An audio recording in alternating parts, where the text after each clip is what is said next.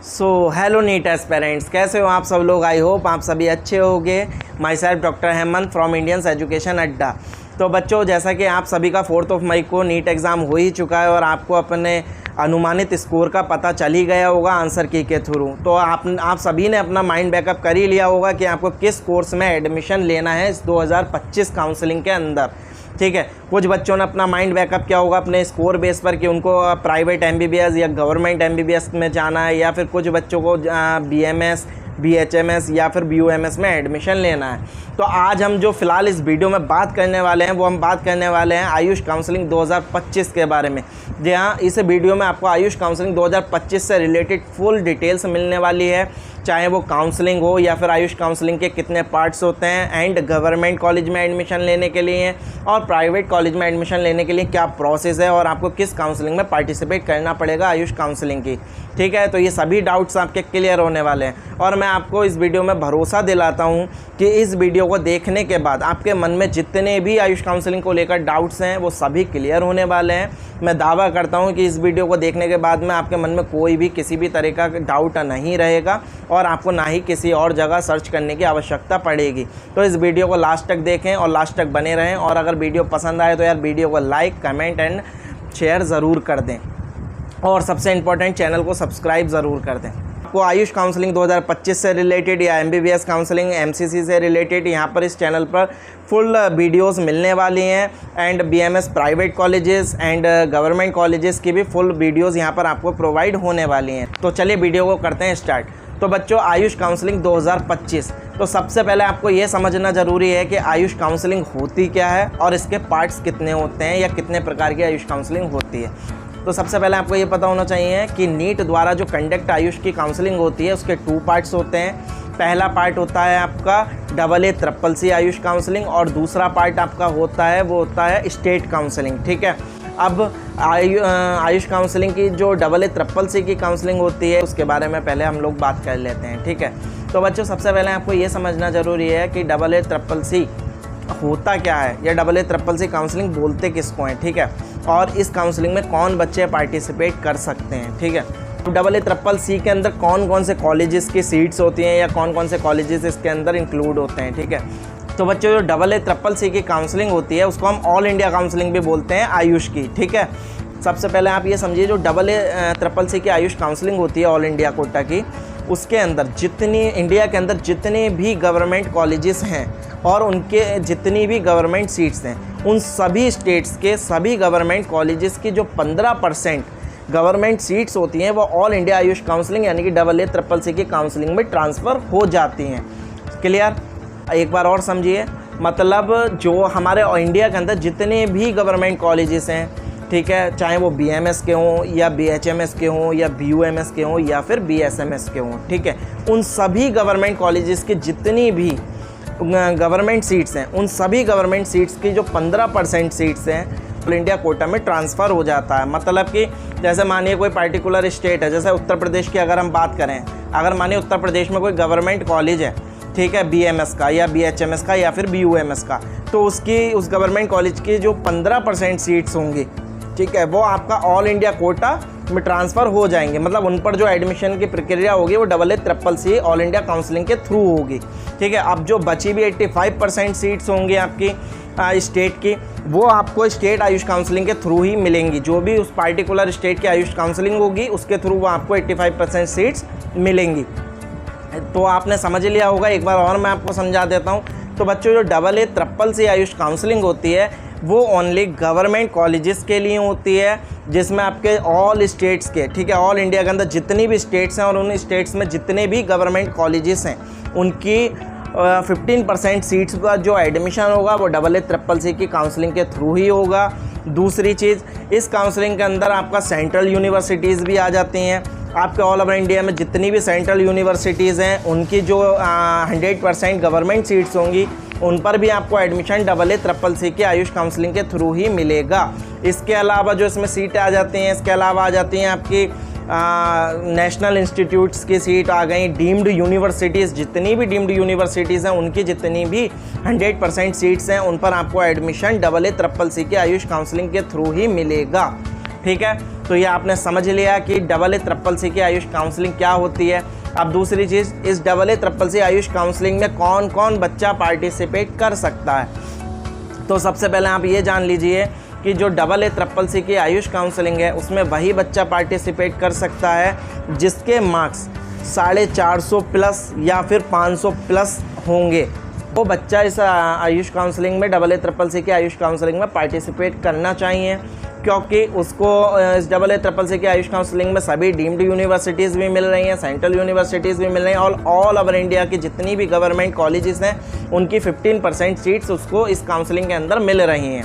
ठीक है, अब हम लोग बात करते हैं कि इस AACCC Ayush counselling, all India Ayush counselling में पार्टिसिपेट करने के लिए आपको कहाँ जाना होगा, इसकी ऑफिशियली वेबसाइट क्या है। अगर आपको AACCC की ऑल इंडिया आयुष काउंसलिंग में पार्टिसिपेट करना है तो आपको इसकी ऑफिशियली वेबसाइट, ठीक है, www.AACCC.government.in पर जाकर सबसे पहले अपना रजिस्ट्रेशन करना होता है। इसके बाद आपको अपना सिक्योरिटी मनी कटाना होता है। इसका जो सिक्योरिटी मनी रहता है वो रहता है आपका 20,000 रुपये, ठीक है, जो कि रिफंडेबल होता है। यदि आपका बजट ज़्यादा है, थोड़ा ज़्यादा है और आपको डीम्ड यूनिवर्सिटीज़ में पार्टिसिपेट करना है तो जो उसका सिक्योरिटी मनी चार्ज रहता है वो रहता है 50,000 रुपये, ये भी रिफंडेबल होता है। ठीक है, इसके बाद में आपका चॉइस फिलिंग करनी होती है और उस चॉइस को लॉक करना होता है। इसके बाद में आपकी मेरिट लिस्ट आती है, जिसके बाद में आपको डॉक्यूमेंट वेरिफिकेशन कराना पड़ता है। इसके बाद में जो कॉलेज आपको वहाँ से अलॉट हुआ है उस कॉलेज में जाकर आपको रिपोर्टिंग करनी होगी। ठीक है, ये तो हो गई आपकी ऑल इंडिया आयुष काउंसलिंग। अब हम लोग बात करेंगे स्टेट आयुष काउंसलिंग के बाद। ठीक है, अब सबसे पहले आपको ये समझिए कि स्टेट आयुष काउंसलिंग होती क्या है।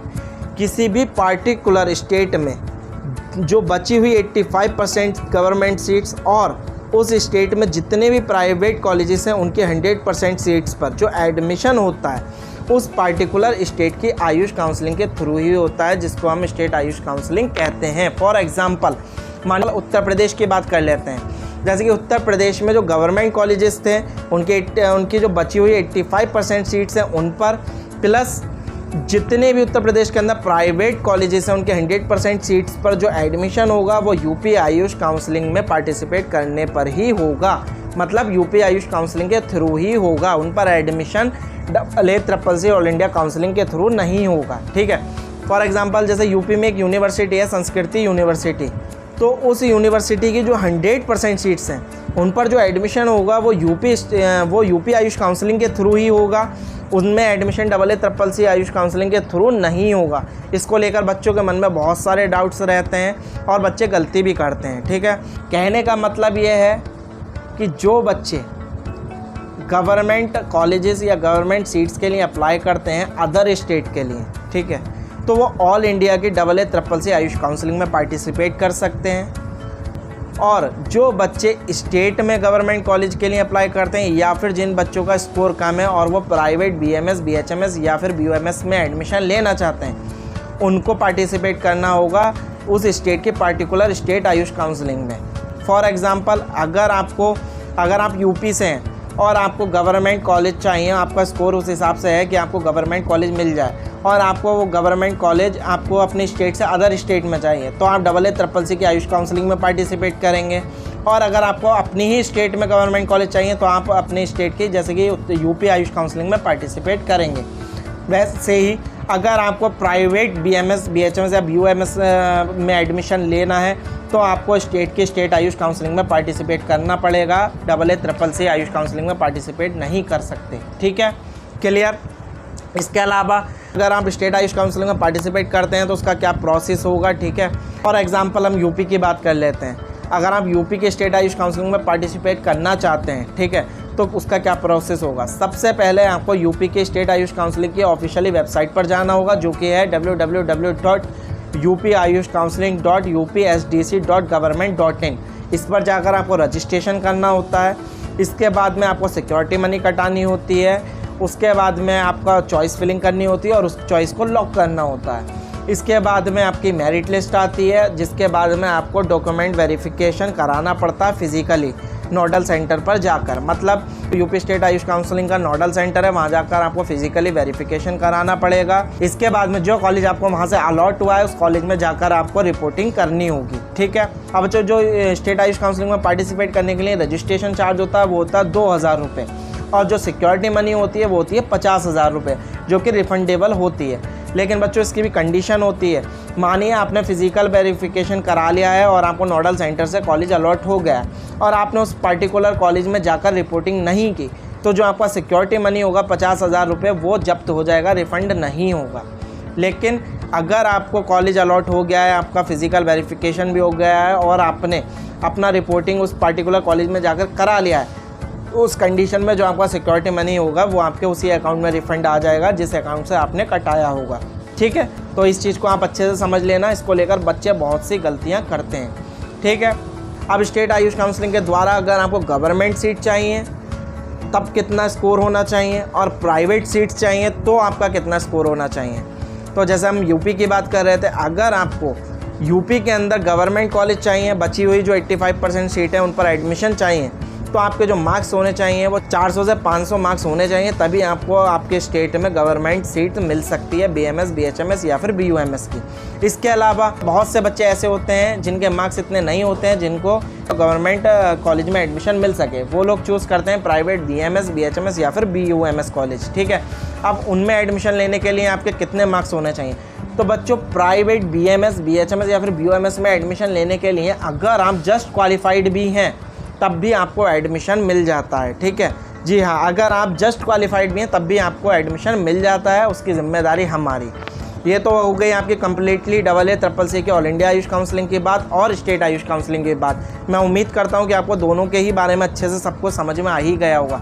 अब हम लोग बात करते हैं कि जो अगर कोई बच्चा हमारे द्वारा अपनी पेड काउंसलिंग कराना चाहता है तो उसका क्या चार्ज होगा। अगर कोई भी बच्चा हमारे द्वारा हमारी पेड काउंसलिंग लेना चाहता है तो उसका जो अभी मात्र चार्ज हम लोगों ने रखा है वो है 2,000 रुपये। ठीक है, जी हाँ।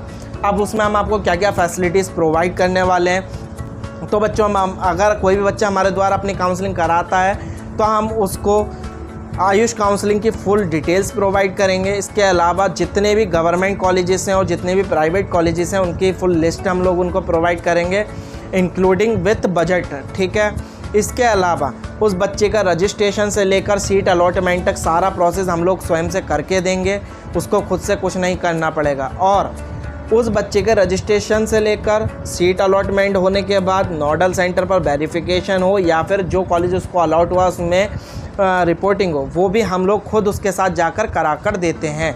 आपको खुद से कोई भी कुछ भी नहीं करना पड़ेगा। ठीक है, इसमें बहुत से बच्चे गलतियां कर देते हैं। अगर आप चाहते हैं एक बेस्ट गाइडेंस, बेस्ट काउंसलर, तो आप हमारे द्वारा अपनी काउंसलिंग करा सकते हैं। धन्यवाद।